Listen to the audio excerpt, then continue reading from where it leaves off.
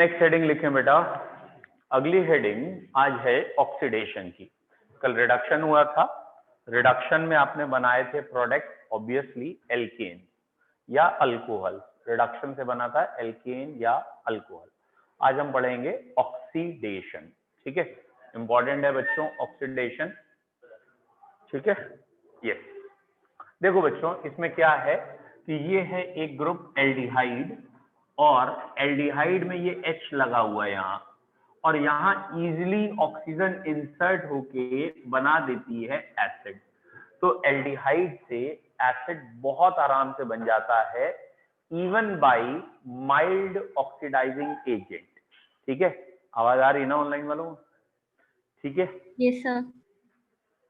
Okay. तो aldehydes can be converted into carboxylic acid even by mild oxidizing। कोई घटिया से घटिया भी ऑक्सीडाइजिंग एजेंट ले लोगे, यानी KMnO4 K2Cr2 तो कर ही देंगे, लेकिन अगर आपने टॉलेंस रिएजेंट ले लिया, टॉलेंस रिएजेंट, तो ये भी इसे ऑक्सीडाइज कर देगा। टॉलेंस रिएजेंट एक वीक रिएजेंट है, और टॉलेंस रिएजेंट कहलाता क्या है या क्या चीज है? अमोनिकल सिल्वर नाइट्रेट होता है। ये सिल्वर नाइट्रेट का अमोनिकल सोल्यूशन कहलाता है टॉलेंस रिएजेंट, जिसे बच्चों हम कॉम्प्लेक्स में ऐसे करके भी दिखा सकते हैं, AgNH3 twice OH negative, somewhat like this. तो ये रिएजेंट कहलाता है टॉलेंस रिएजेंट। ठीक है, और टॉलेंस रिएजेंट में एक अच्छी बात ये है कि जब इसकी रिएक्शन कराते हैं, जैसे मान लो एल्डिहाइड से दिखाएं, एकदम नटशेल रिएक्शन की बात कर रहा हूं, ये एल्डिहाइड, ये टॉलेंस रिएजेंट की एक्टिव स्पीशीज है। तो ये दोनों रिएक्ट करने के बाद ये बन गया एसिड, और सिल्वर का प्रेसिपिटेट आ गया, तो इसे हम कहते हैं सिल्वर मिरर बन जाता है। ठीक है, क्या बन रहा है? सिल्वर मिरर, यानी एक प्रेसिपिटेट आ रहा है।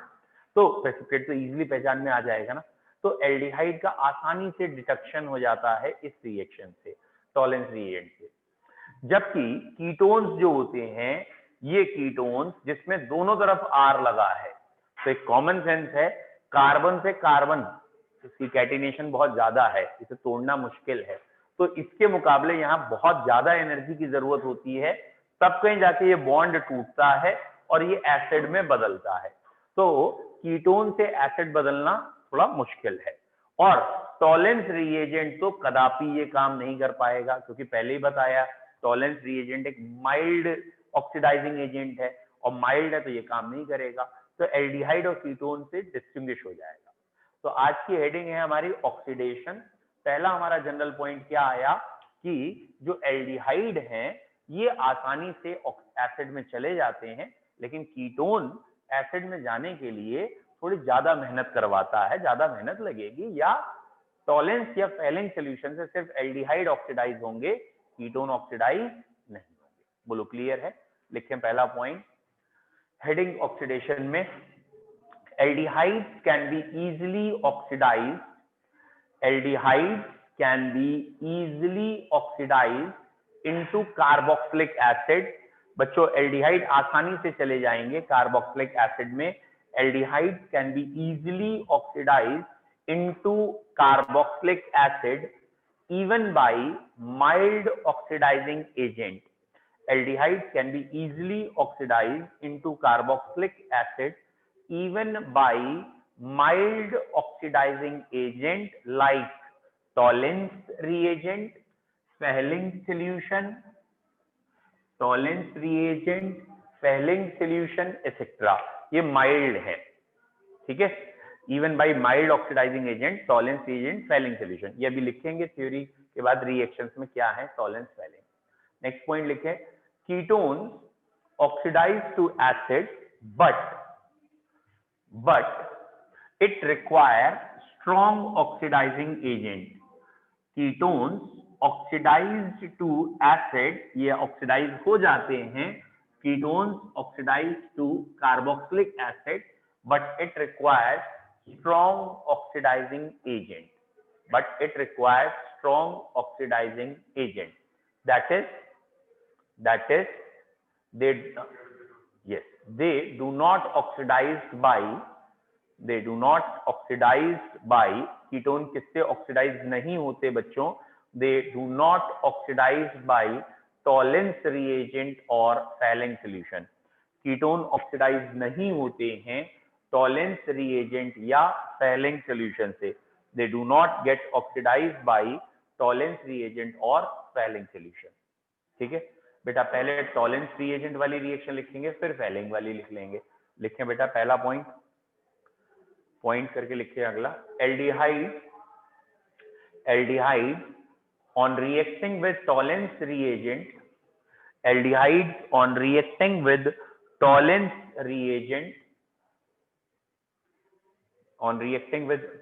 reagent oxidize to carboxylic acid. बेटा ये कार्बोक्सिलिक एसिड में ऑक्सीडाइज हो जाएगा. Oxidise to carboxylic acid and gives silver mirror. जो बनता है उसे सिल्वर मिरर कहा जाता है. Oxidise to carboxylic acid and gives silver mirror. क्या है ये बवाल सिल्वर मिरर? तो आप चाहे एनसीईआरटी की लैंग्वेज में लिख लें, चाहे सिंपल लैंग्वेज में ऐसे लिखेंगे कि ये है एल्डिहाइड और ये एक्टिव स्पीशीज है टॉलेंस रिएजेंट की. टॉलेंस रिएजेंट क्या था? Ammoniacal silver nitrate. एक बार लिख भी लेना, टॉलेंस रिएजेंट क्या है? ये है सिल्वर नाइट्रेट. इसकी अमोनिकल फॉर्म है. ये टॉलेंस रिएजेंट से आया है और मैंने इसको इसलिए ऐसे लिखा है कि ये तुरंत हमें दिख जाता है कि ये सिल्वर मिरर का प्रेसिपिटेट बनेगा. ठीक है. और एनसीईआरटी ने इसी इक्वेशन में इन दोनों की जगह ऐसे दे रखा है. बात एक ही है, प्रोडक्ट यही बनने हैं. ठीक है. एनसीईआरटी ने इसे ऐसे दे रखा है. ठीक है. तो प्रोडक्ट तो आपने यही बनाने हैं, तो टेंशन मत लीजिएगा. ठीक है. Aldehydes are oxidised to acid. और ये जो सिल्वर आपको बाद में दिख रहा है, इसके इधर एरो लगा के आप लगाया हुआ है एरो, तो ये सिल्वर मिरर कहला रहा है. सिल्वर मिरर कहला रहा है. ठीक है. सिल्वर मिरर का प्रेसिपिटेट आएगा. ठीक. तो पॉइंट करके अगर आपने लिख लिया तो अच्छा है कि टॉलेंस रिएजेंट क्या था? Ammoniacal silver nitrate is known as Tollens reagent. ऐसे बेटा एक सोल्यूशन है फैलिंग सोल्यूशन. बच्चों फैलिंग सोल्यूशन क्या होता है? फैलिंग के दो कंपोनेंट होते हैं, एक फैलिंग ए और एक फैलिंग बी. फैलिंग ए और बी में क्या क्या है बच्चों? एक में है कॉपर सल्फेट पानी के साथ, यानी एक्वस कॉपर सल्फेट है. ठीक है. और दूसरे में है सोडियम पोटेशियम टार्ट्रेट. ठीक है. ये कंपाउंड कहला रहा है सोडियम पोटेशियम टार्टरेट. ठीक है.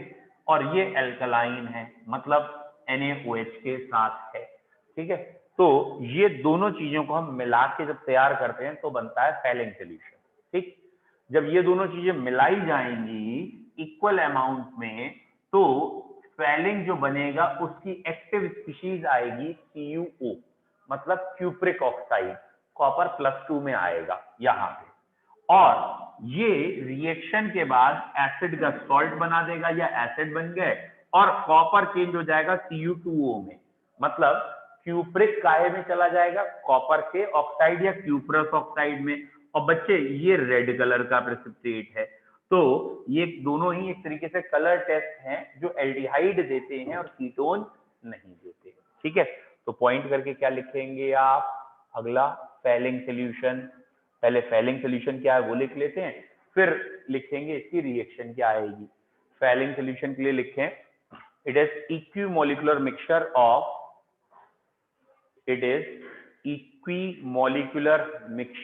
ऑफ ये इक्विमोलिकुलर मिक्सचर है किसका? It is equimolecular mixture of Fehling A and Fehling B. Fehling A B कह लो, फर्स्ट सेकेंड कह लो, सब एक ही बातें हैं. Fehling A and B. ठीक है. फिर लिख लीजिएगा चाहे नेक्स्ट लाइन से ब्रैकेट में ही या वैसे. Fehling A contains aqueous copper sulphate while Fehling B contains. Fehling A में बेटा एक्वस कॉपर सल्फेट है और फैलिंग बी में है सोडियम पोटेशियम टार्ट्रेट, जिसे हम रॉचले सॉल्ट भी कहते हैं. फैलिंग ए में एक्वस कॉपर सल्फेट है और फैलिंग बी में बेटा बेटा स्पेलिंग बी में एल्कलाइन सोडियम पोटेशियम टार्ट्रेट है, alkaline sodium potassium tartrate which is also known as Rochelle salt. Alkaline sodium potassium tartrate is known as Rochelle salt. ठीक है, alkaline आप NaOH से कर सकते हो, Na2CO3 से कर सकते हो, ठीक है, एल्कलाइन बेसन। अब पॉइंट करके लिखेंगे aldehyde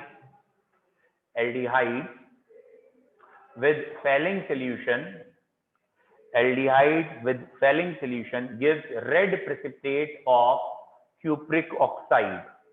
Aldehyde with Fehling solution gives red precipitate of cupric oxide. ये cupric oxide का red precipitate बनाएगा। Aldehyde with Fehling solution gives red precipitate of cupric oxide. और पॉइंट में नोट करके लिखिएगा benzaldehyde do not give this test. बाकी सारे aldehyde देते हैं लेकिन बेंजल्डिहाइड नहीं देता, ठीक है, बेंजल्डिहाइड एरोमेटिक है, स्टेबलाइज है, फिलहाल बेंजल्डिहाइड में ये टेस्ट नहीं आता, ठीक है, मतलब बेंजल्डिहाइड में फेलिंग सोल्यूशन का जो टेस्ट आता है इसका टेस्ट नहीं आता। ये वाली इक्वेशन आपने लिखनी है, आखिरी वाली इक्वेशन में RCHO plus CuO giving you RCOO negative plus Cu2O।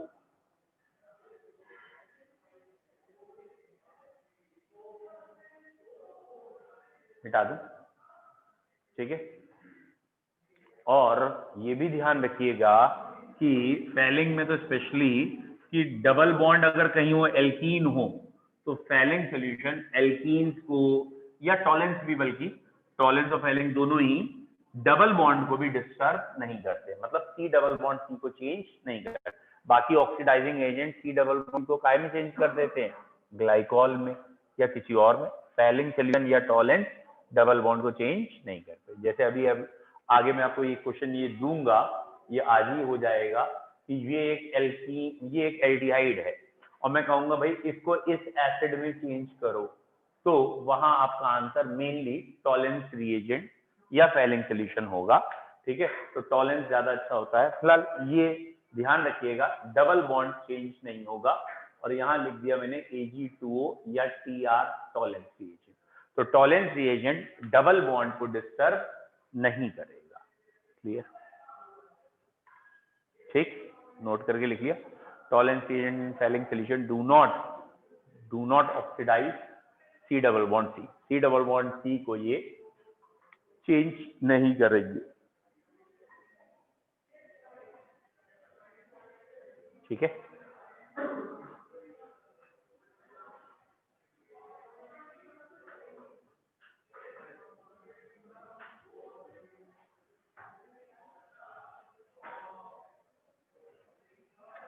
लिख लिया। अगली रिएक्शन में चाहूंगा आप लोग खुद लिख लें, ठीक है, अगली रिएक्शन आप खुद लिख लें तो अच्छा है। जैसे मैंने कह दिया रिएक्ट, जैसे लिख लीजिए acetaldehyde with bleaching powder, acetaldehyde की ब्लीचिंग पाउडर से, ब्लीचिंग पाउडर यूजुअली CaOCl2 को कह देते हैं, ठीक है, एसिटाल्डिहाइड प्लस CaOCl2,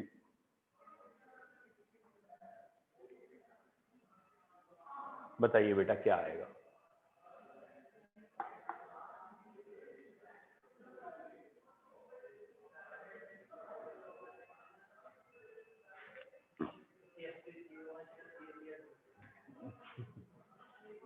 गलत।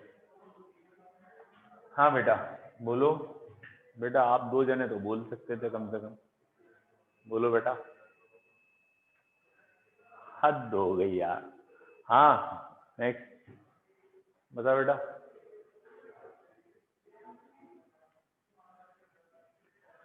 अरे भैया ये पिछले बैच में भी कराई थी रिएक्शन, इसलिए कह रहा हूँ आप दो जने बोल सकते हैं, और तब भी ये कहा था, पिछले बैच में भी कोई ना बता पाया था, तब भी ये कहा था ये रिएक्शन 4 बारी पढ़ाऊंगा, 4 बारी।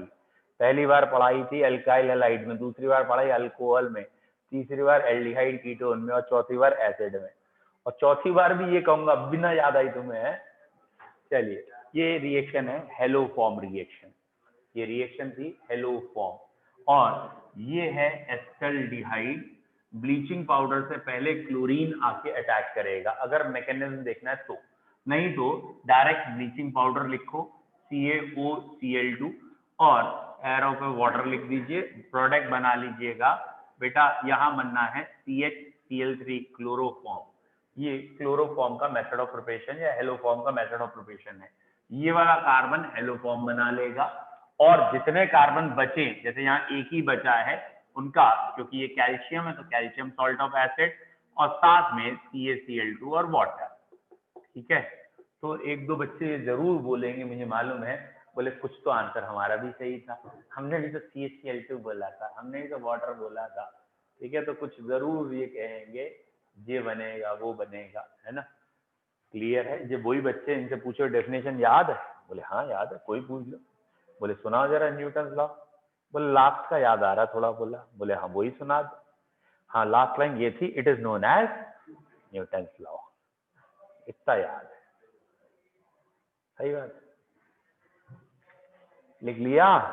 अब रिएक्शन याद आ गई, तो बताइए कौन से हेडिंग, अब चाहे लिख लीजिएगा, इट इज हेलोफॉर्म रिएक्शन। और मेनली इसकी जो रिएक्शन आपको करनी है वो ये कि CH3COCH3 एक और करा दे रहे हैं, इसकी आयोडीन एंड NaOH से करें, आयोडीन एंड NaOH से। बेटा क्या बनेगा आयोडीन एंड NaOH में? Very good. तो यहाँ अब आपको कहना है आइडोफॉर्म बन जाएगा, जो कि येलो क्रिस्टल्स होते हैं, क्रिस्टल्स पकड़ में जल्दी आ जाते हैं, पहचान में आ जाएंगे, तो येलो क्रिस्टल्स बनेंगे। तीन में से एक कार्बन यहाँ चला गया, बचे हुए दो कार्बन का, सॉरी यहाँ सोडियम लिया है हमने और उसकी वैलेंसी तो 1 है, तो बचे हुए दो कार्बन का सोडियम सॉल्ट ऑफ एसिड बन जाएगा और NaI एंड वाटर, ठीक है। ऑक्सीडेशन में भी एक पॉइंट छोटा सा रह गया मुझसे, लेकिन मुझे उम्मीद है आपको याद है, ठीक है। ऑक्सीडेशन में एक पॉइंट रह गया है, भाई हमने एल्डिहाइड का ऑक्सीडेशन पढ़ा, कीटोन का तो लिखा ही नहीं, लेकिन आपको याद है तो एक बार रिवाइज कर लीजिए। क्या कि ये रहा एक कीटोन CH3COCH3 और मैं कह रहा हूं इसे KMnO4 से ही ऑक्सीडेशन करो। अरे भाई टॉलेंट से नहीं होगा, फैलेंग से नहीं होगा, KMnO4 से तो होगा, KMnO4 से ऑक्सीडाइज करो, क्या बनेगा? तो अगर आपको याद हो, कार्बन कार्बन का बॉन्ड टूटता है और दोनों जने अपने अपने एसिड में चले जाएंगे, दोनों अपने अपने एसिड में जाएंगे, वो बात अलग है। एक कार्बन का एसिड अनस्टेबल होता है या एक कार्बन का एसिड KMnO4 के सामने अनस्टेबल है, CO2 वाटर में चला जाएगा। याद आया? अभी तो ये सिमेट्रिकल था, मतलब इधर भी एक CH3 इधर भी एक CH3, तो कोई बेटा दिक्कत ही नहीं हुई, हमने प्रोडक्ट बना लिया।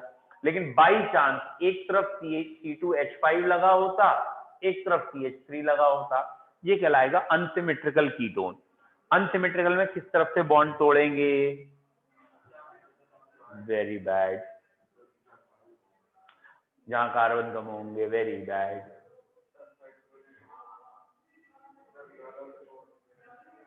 Very very bad. आप लोग पढ़ते कुछ नहीं हो हैं बच्चों। इसे कहते थे पिताजी का नियम, अब भी नहीं याद आया? पॉप्स रूल, जिसे हमने शॉर्ट फॉर्म में आपसे कहा था पापा का नियम है।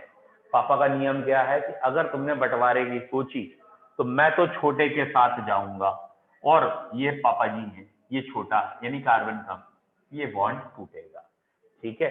और ये दोनों ही अपने अपने एसिड में जाएंगे, चांस की बात है, दोनों में दो दो कार्बन है, इसलिए आप ऐसे लिख सकते हैं। Is it clear? तो पॉपॉफ्स रूल यहाँ दोबारा रिपीट करना है, एक बार आप पढ़ चुके हो। तो ये ऑक्सीडेशन में एक पॉइंट था, उसी में अगला पॉइंट था ketone can be oxidise to carboxylic acid by strong oxidising agent, ठीक है, in case of unsymmetrical ketone by Popoff's rule, ठीक है। पॉप्स रूल क्या है या पॉपॉफ्स रूल क्या है? पॉप जॉन पॉल का रूल है, बंटवारा अगर किया तो मैं छोटे के साथ जाऊंगा, बड़े को निकाल बाहर करूंगा। Is it clear? फिलहाल दोनों एसिड बनेंगे, छोटा वाला बड़ा वाला, दोनों एसिड बना दीजिए। डन?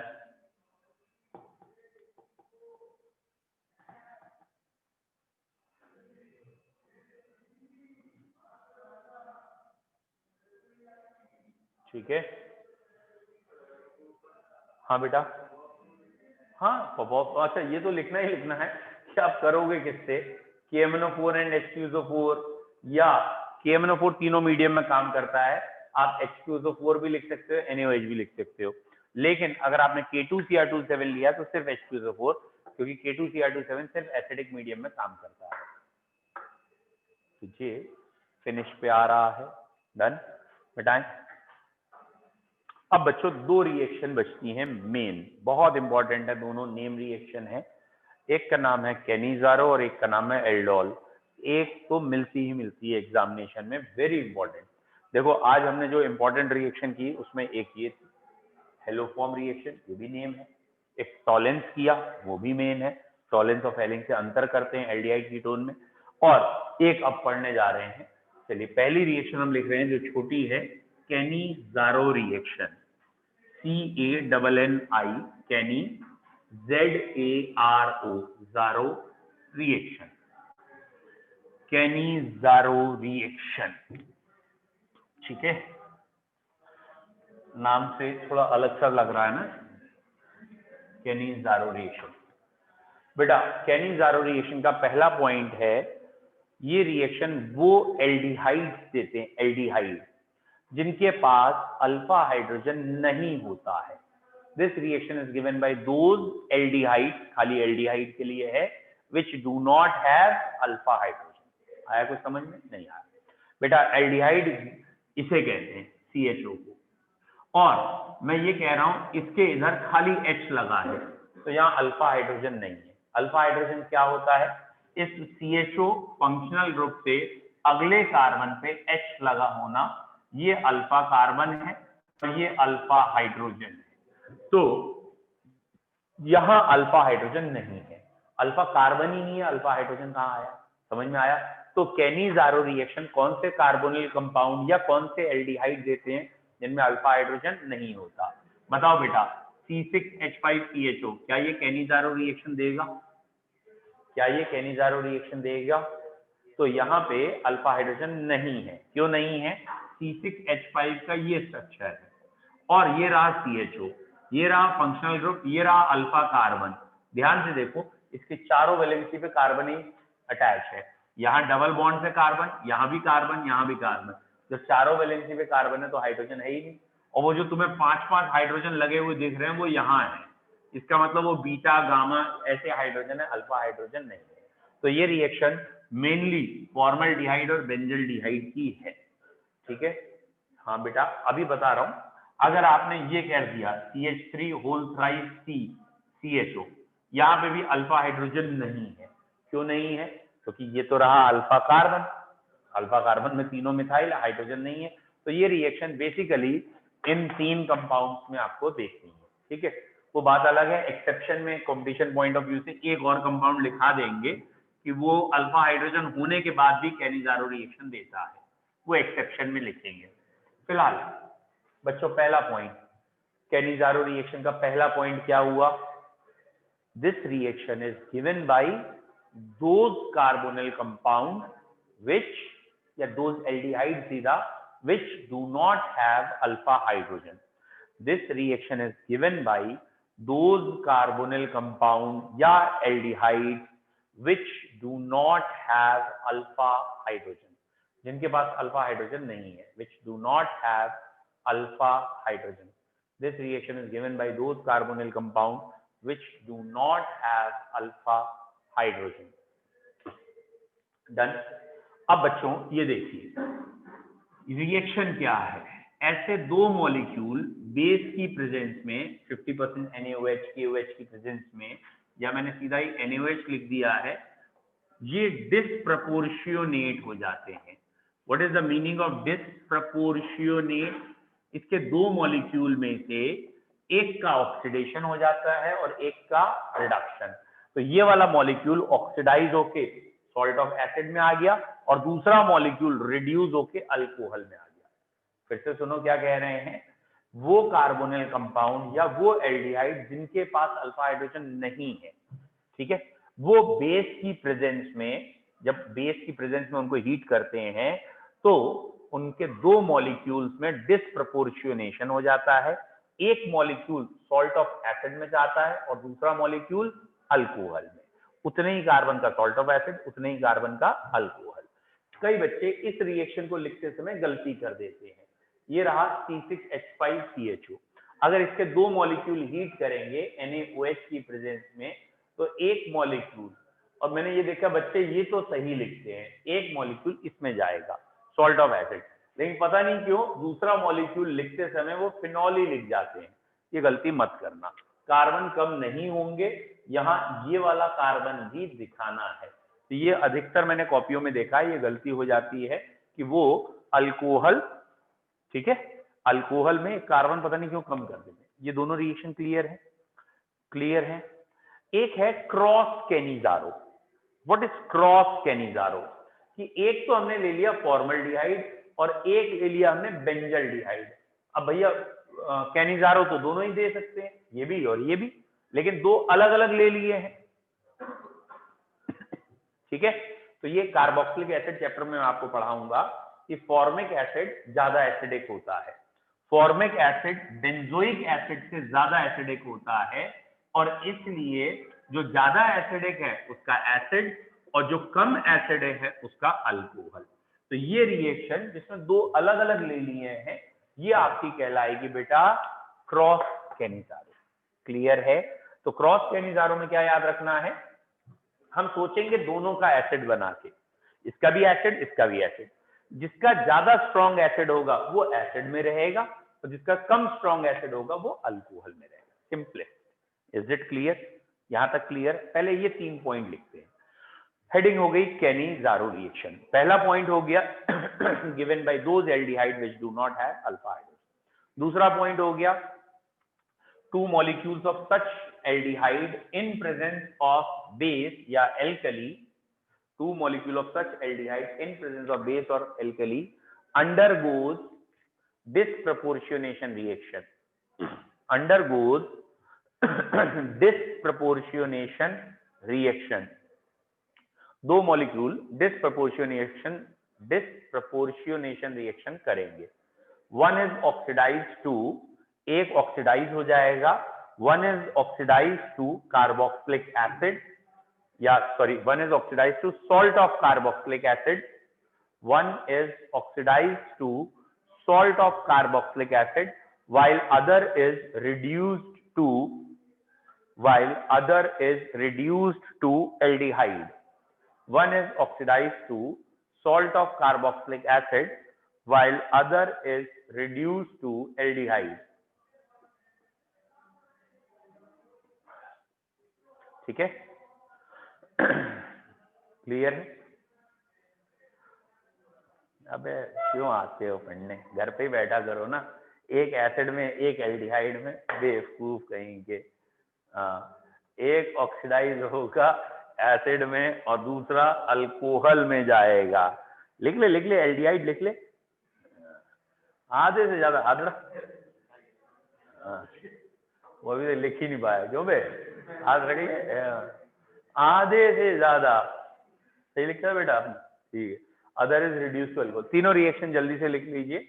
लेकिन जो तीसरी वाली रिएक्शन है यहाँ लास्ट वाली, उसे डिसप्रपोर्शनेशन ना कह के आप सिंपल रेडॉक्स कहेंगे। आखिरी वाली रिएक्शन जो है उसमें एक का ऑक्सीडेशन एक का रिडक्शन, सिंपली रेडॉक्स है। तो लास्ट वाली सिंपल रेडॉक्स है। और बेटा ऑनलाइन में भी अगर किसी बच्चे ने उल्टा लिख लिया तो सही कर लेना।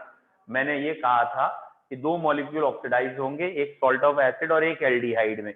अबे एल्डिहाइड में थोड़ी जाएगा, तो दूसरे को अल्कोहल लिखना था, ठीक है। तो एक सॉल्ट ऑफ एसिड और एक अल्कोहल में जाएगा। कोई डाउट? तीनों लिख ली, ठीक है।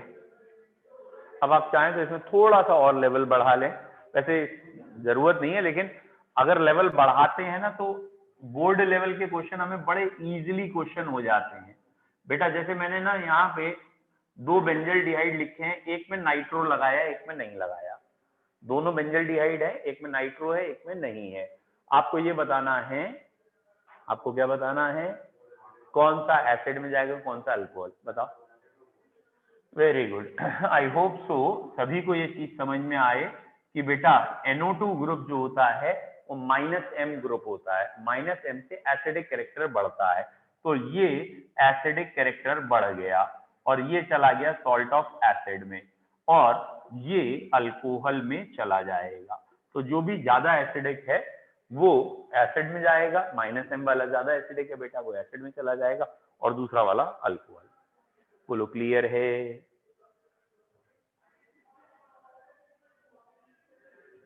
ठीक है, मिटा दो बेटा। इसका एक एक्सेप्शन है, चाहे तो लिखिएगा, नहीं तो आपके 12th स्टैंडर्ड में तो नहीं आना मुझे मालूम है। ठीक है, एक्सेप्शन कह लीजिए या मैकेनिज्म के हिसाब से कह लीजिए। ये कंपाउंड है जिसका नाम है 2-मिथाइल प्रोपेनल। बच्चों ये कंपाउंड है 2-मिथाइल प्रोपेनल। इसमें अल्फा हाइड्रोजन है लेकिन ये एल्डोल ये कैनिजारो रिएक्शन देता है। ठीक है, ये कंपाउंड कैनिजारो रिएक्शन देता है ऑब्वियसली इंटरमीडिएट की स्टेबिलिटी की वजह से। ठीक है, तो नोट करके आप लिख सकते हैं चाहे तो कि 2-मिथाइल propanal gives Cannizzaro reaction although it is having alpha hydrogen due to stability of intermediate.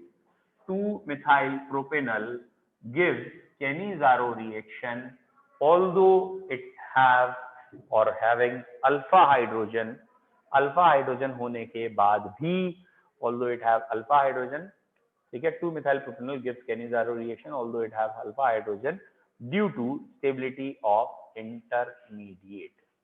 intermediate की स्टेबिलिटी की वजह से। लिख लिया बच्चों?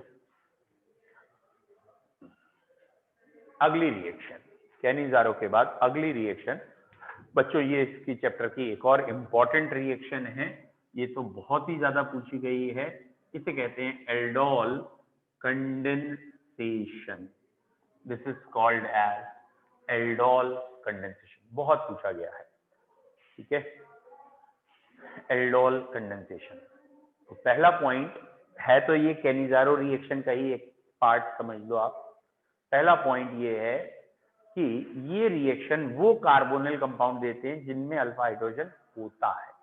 पिछले वाले में क्या था, अल्फा हाइड्रोजन ना हो, और ये कौन देगा, जिसमें अल्फा हाइड्रोजन प्रेजेंट हो। तो पहला पॉइंट तो लिख ही लो, given by those carbonyl compound which have, carbonyl लिखना इस बारी, खाली एल्डिहाइड नहीं है, एल्डिहाइड कीटोन दोनों है। Given by those carbonyl compound which have alpha hydrogen, बेटा जिसके पास अल्फा हाइड्रोजन हो, विच हैव अल्फा हाइड्रोजन, जैसे एस्टल्डिहाइड है, प्रोपेनल्डिहाइड है, उनकी रिएक्शन है विच हैव अल्फा हाइड्रोजन। बच्चों अब इस रिएक्शन को यहां से जरा ध्यान से समझ लेना, बहुत इंपॉर्टेंट है। देखिए दो मॉलिक्यूल, ये रहा पहला मॉलिक्यूल CH3CHO। पहले मॉलिक्यूल का हमें कार्बोनिल कंपाउंड ही चाहिए, तो कार्बोनिल कंपाउंड दिख रहा है, यानी CO ग्रुप तुम्हें दिख रहा है। दूसरा मॉलिक्यूल ये रहा, इसी का दूसरा मॉलिक्यूल मैंने अभी लिया है, लेकिन आपको लिखते ही दिख गया होगा तरीका कि H अलग लिखा है। कौन सा H? Alpha hydrogen. ठीक है, तो यहां दो मॉलिक्यूल की रिएक्शन है, दो में से एक मॉलिक्यूल का चाहिए होता है कार्बोनिल ग्रुप और दूसरे का चाहिए होता है अल्फा हाइड्रोजन। मतलब दोनों में अल्फा हाइड्रोजन है ये जरूरत नहीं है, एक का कार्बोनिल ग्रुप और एक का अल्फा हाइड्रोजन। ठीक, ये बेस की प्रेजेंस में यहां से ये बॉन्ड टूटा, ये वाले इलेक्ट्रॉन यहां आए, कार्बन पे आ गया, यहां पे इलेक्ट्रॉन आने की वजह से प्लस, कार्बन पे माइनस। ठीक है, यहां उल्टा हुआ, हाइड्रोजन एसिडिक नेचर की है तो उल्टा हुआ। ठीक है, अब जरा बताओ कौन कहां जाके जुड़ जाएगा? क्लियर है? कौन कहां जुड़ेगा? ये हाइड्रोजन पे और ये कार्बन पे। ठीक, तो ये चीज जो बनी है ना CH3CH, फिर यहां OH और CH2CHO, इस कंपाउंड जिसमें ध्यान से देखना हमेशा फंक्शनल ग्रुप अल्फा बीटा दिख गया, जिसमें हमेशा बीटा पे लगा होगा hydroxy, beta hydroxy carbonyl compound बनेगा और बीटा हाइड्रोक्सी कार्बोनिल कंपाउंड को हम एल्डोल कहते हैं। ठीक है, कहने के लिए कीटोल भी कह सकते हैं, कीटोन जब आएगा तो कीटोल भी कह सकते हैं, लेकिन कॉमन शब्द चला आ रहा है दोनों के लिए, एल्डोल। तो एल्डिहाइड एंड अल्कोहल संधि करके हो गया एल्डोल, दोनों को आप कनेक्ट करके बोलेंगे तो एल्डोल। तो ये बना एल्डोल। तो स्टार्टिंग से बोल रहा हूं फिर से, what is aldol condensation? The carbonyl compound having alpha hydrogen gives this reaction. ठीक है, दूसरा पॉइंट क्या आ गया, क्या आया बेटा दूसरा point? Two molecule of such carbonyl compound in presence of base condenses. Two molecules of such carbonyl compound, दो मॉलिक्यूल ऐसे कार्बोनिल कंपाउंड के, two molecules of such carbonyl compound in presence of base condenses. Two molecule of such carbonyl compound in presence of base condenses.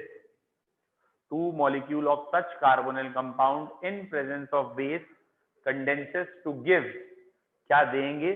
To give beta hydroxy carbonyl compound. Give beta hydroxy carbonyl compound. Two molecule of such carbonyl compound in presence of base gives beta hydroxy carbonyl compound known as aldol. इसी को क्या कह रहे हैं? Aldol. Two molecule of such carbonyl compound in presence of base gives beta hydroxy carbonyl compound known as aldol. ठीक है, आप पहले ये बना लीजिए, फिर इसके आगे बताऊंगा। पहले यहां तक बनाइए, अभी ये रिएक्शन और भी है।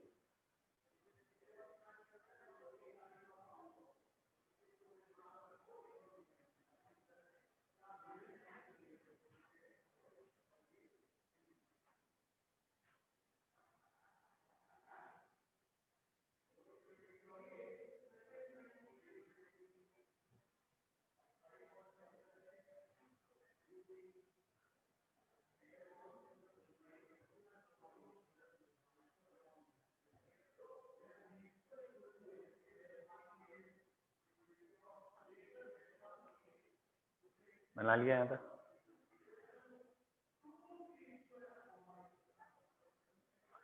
अब बच्चों ये जो एल्डोल है ना, ये एल्डोल हीट करते ही वाटर लूज कर देता है, ये अनस्टेबल होता है हीट पे। अगर आपने इस एल्डोल को हीट कर दिया तो यहां से पानी निकल जाएगा। कॉमन सेंस, OH यहां से, H यहां से। कॉमन सेंस मैंने इसलिए कहा है कि अगर आपको थोड़ा बहुत भी रेजोनेंस का आइडिया है तो आपको याद आएगा डबल सिंगल डबल, यहाँ रेजोनेंस हो जाती है। ठीक है, तो ये बन गया फाइनल प्रोडक्ट। क्या बना है final product? Alpha beta unsaturated carbonyl compound. ये फंक्शनल ग्रुप, ये अल्फा कार्बन, ये बीटा, तो alpha beta unsaturated carbonyl compound बनेगा। Alpha beta unsaturated carbonyl compound, ये इसका अगर हीट कह रहे हैं। और अगर सिंपल एल्डोल बनाना है तो यहां तक आप दिखा सकते हैं। ठीक है, तो एल्डोल्स ऑन हीटिंग, याद रखना, ये आज जैसे पिछले बैच में भी यही मैं पढ़ा रहा था, और वो आप चाहें तो रिकॉर्डिंग जरूर देखना, कि अल्कोहल को हीट करते हैं तो एल्कीन बनती है, वहां पिछले बैच में पढ़ाया है। और ये क्वेश्चन मैंने वहां अभी नहीं कराया था कि अगर अल्कोहल की बीटा पोजीशन पे या एल्डिहाइड कीटोन की बीटा पोजीशन पे अल्कोहल लगाओ तो सबसे ज्यादा अनस्टेबल होता है और तुरंत वो इसमें चेंज हो जाता है। ठीक है, हमने जो क्वेश्चन आज वहां कराए थे, जो पिछले बैच में थे, उन्हें पता होगा कि हमने वहां पे क्वेश्चंस में अभी ये वाला कॉम्बिनेशन नहीं कराया, खाली अल्कोहल तक कराया था। लेकिन अगर अल्कोहल से एल्डिहाइड लगा है और वो भी बीटा पे लगा है तो ज्यादा अनस्टेबल हो जाता है एल्डोल और एल्कीन बन जाती है। देख लिया है, सिंपल एल्डोल कंडेंसेशन क्लियर है अभी। अब बच्चों एल्डोल कंडेंसेशन में ही एक कन्वर्जन पूछ लेते हैं, ये बहुत इंपॉर्टेंट है, कन्वर्जन में बहुत आती है। ठीक है, इसे मिटा देता हूं। ठीक है, मिटा के पूछते हैं। लिखें बेटा एक कन्वर्जन, कन्वर्ट, मैं जानबूझ के पहला कन्वर्जन है इसलिए सिंपल दे रहा हूं आपको, कन्वर्ट इथेनॉल, अल्कोहल है ये, ठीक है, कन्वर्ट इथेनॉल टू, इथेनॉल को बच्चों चेंज करके दिखाना है आपको, convert ethanol to 3 hydroxy butanal. ठीक है, but 2 ene 1 Al, ब्यूट 2 ene 1 all,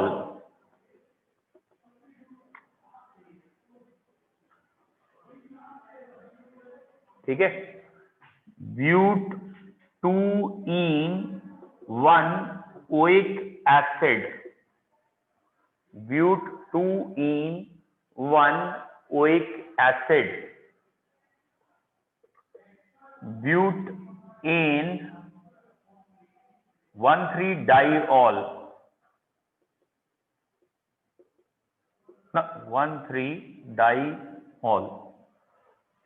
करो 4-5 करके देखते हैं।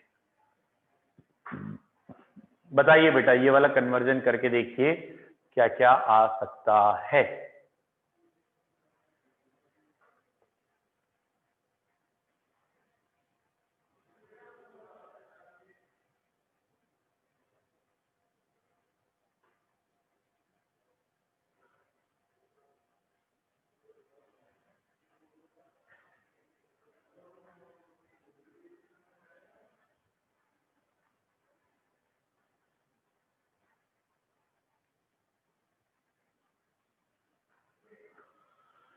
इंपॉर्टेंट कन्वर्जन है।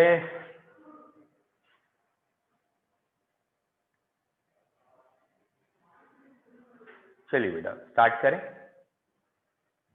देखिए बेटा, पहले मैंने आपको इथेनॉल दे दिया है, तो इथेनॉल से पहले आप बना लीजिए एस्टल्डिहाइड। बताओ बेटा, इथेनॉल से एस्टल्डिहाइड कैसे बनाओगे, क्या लोगे? कॉमन सेंस है, क्या लोगे? ग्रेनाडाइड कौन बोला है? कहां से ग्रेनाड आएगा? अब ऑक्सीडेशन करना है और एल्डिहाइड को रोकना है, या तो रेड हॉट कॉपर लो एट 300 डिग्री सेंटीग्रेड, ठीक है, या पीसीसी ले सकते हैं, red hot copper at 300 degree centigrade और पीसीसी। ये हुआ पहला स्टेप कि ये अल्कोहल है, इथेनॉल है बेटा, इथेनॉल ही लिखा, ज्यादा वो नहीं, इथेनॉल एस्टल्डिहाइड में आ गया, ठीक है। अब एस्टल्डिहाइड आने के बाद आपने यहां ले लिया OH नेगेटिव यानी बेस। आपको याद होगा एस्टल्डिहाइड बेस की प्रेजेंस में कंडेंस होता है, और कंडेंसेशन दिखाने का देखो तरीका क्या है, ये आपको अगर समझ में आ गया तो अच्छा रहेगा। मैंने क्या किया, एस्टल्डिहाइड पहला लिखा और उस पर OH लगा दिया, ठीक, और अगले एस्टल्डिहाइड को दिमाग में रख के आगे लिख दिया एक H कम करके, एक H कम करके अगला एस्टल्डिहाइड सामने, मतलब जोड़ के एल्डोल। तो आई होप सो पहला आंसर हो गया हमारा। बोलो बच्चों, पहला आंसर क्लियर है? ठीक, पहला आंसर यहां तक हो गया। अब दूसरा आंसर मेरे हिसाब से आप सबको ही समझ में आ गया है। दूसरा आंसर कैसे होगा, हीट करेंगे वाटर निकल जाएगा, और अगर वाटर निकलेगा तो बच्चों ये एल्डिहाइड बनेगा। अगर हम हीट करेंगे तो वाटर निकलेगा, और वाटर निकलने पे एल्डिहाइड बन जाएगा। तो ये पहला आंसर हो गया, ये दूसरा आंसर हो गया। तीसरा बेटा, but 2 ene 1 ol, common sense. क्या करना है, क्या करना है, इस एल्डिहाइड को अल्कोहल में बदलना है और डबल बॉन्ड बचा रहे। बोलो, वेरी गुड, LiAlH4 या NaBH4 ये डबल बॉन्ड को डिस्टर्ब नहीं करते हैं और एल्डिहाइड को अल्कोहल बना देते हैं। तो ये आपका आ गया तीसरा, ठीक है। थर्ड वन,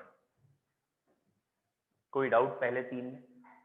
ठीक है, ये तो सीक्वेंस में चल रहा है, लेकिन एग्जाम में ऐसा नहीं आएगा, कोई एक ही आएगा एग्जाम में, सोचना भारी पड़ता है। चौथा, ब्यूट 2 इन 1 ओइक एसिड, बोलो भैया, ब्यूट 2 इन 1 ओइक एसिड, नहीं आया? ब्यूट 2 इन 1 ओइक एसिड, नहीं आया, नहीं आया, गधो आज ही पढ़ा है, टॉलेंस रिएजेंट, और उस समय लिख के दिखाया था, ये क्वेश्चन अभी कराऊंगा।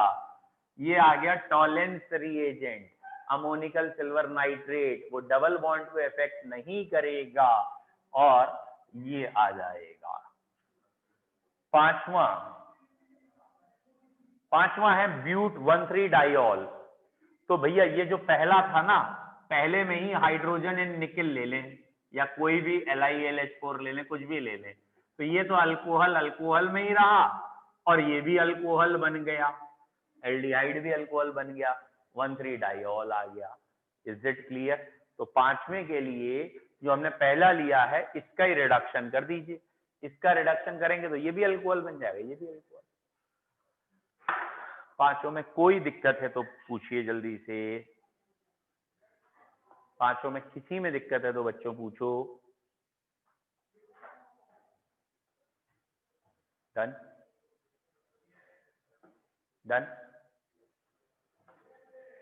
अब एल्डोल में थोड़ा सा और बचा है, लेकिन वो थोड़ा सा ही है तो कल करा लेंगे, फिर कल एसिड भी शुरू हो जाएगा। मान के चलिए ये चैप्टर भी नियर टू एंड है, इसमें एसिड और है, नियर टू एंड है, फिर नेक्स्ट आपका अमीन लास्ट में आएगा।